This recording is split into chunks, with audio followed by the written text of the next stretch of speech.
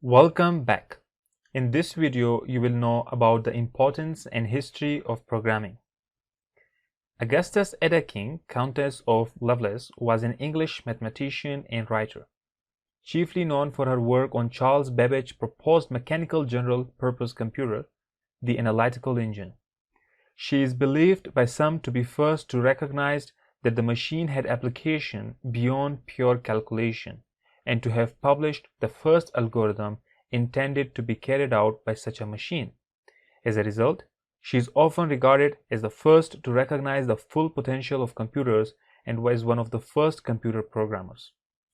The analytical engine was a proposed mechanical general-purpose computer designed by English mathematician and computer pioneer Charles Babbage, with the assistance of Ada Lovelace. Although it was limited in application and used to run on predefined instructions, but had shown what computer and algorithms could do. In 1940s, the first recognizable modern electrical powered computer were created. The limited space and memory capacity forced programmers to write hand-tuned assembly language programs.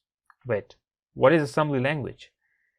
Assembly language is a set of instructions written using symbols, such as plus, dollar, and so on. It is very hard for a programmer to write a code using assembly language because of its hard understandability.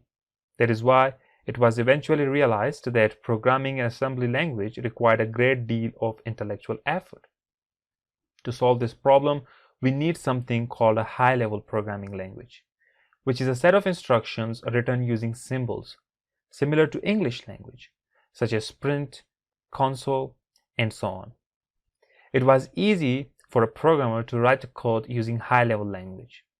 To solve this problem and to come up with the high-level programming language, an early proposal for a high-level programming language was plain calculus, developed by Konrad Zuse for his Z1 computer between 1943 and 1945, but not implemented at the time. Shortcode, proposed in 1949, was one of the first high-level languages ever developed for an electronic computer. However, the program had to be translated into machine code every time it ran, making the process much slower than running the equivalent machine code. Because our machine or CPU can only understand 0 and 1, which is machine code. It cannot understand high-level language or assembly language. That is why high-level programming language must be first translated, and the translation process was very slow. In the early 1950s, Alec Edward developed AutoCode, possibly the first compiled programming language, at the University of Manchester. It was the programming language that was much faster in translation. We'll talk about the compilers and machine code in the next video in detail. And since then, we never looked back. We make the progress, and today we have great programming languages such as C++, Java, Python, to name a few. And today, the fact of the matter is that I can't imagine our life without technology. And technology will not exist without programming. We can send message to someone no matter where he or she is located in the world in a couple of seconds. We can talk to each face by face via a video call in a couple of seconds. We can get the information about no matter what in a couple of seconds. We can sell and buy from home.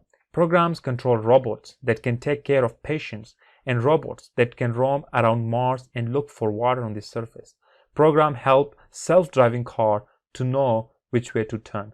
Program help doctors cure disease by processing huge amount of medical data. From e-business to e-learning, from health to protection, from education to entertainment, programming has revolutionized almost every field. In short, programming has made our life much more easier. And that is why I believe that everyone should have the knowledge of programming. Although not essential, but basic understanding would help. As Steve Jobs said, everybody in this country should learn how to program a computer because it teaches you how to think. See you in the next video.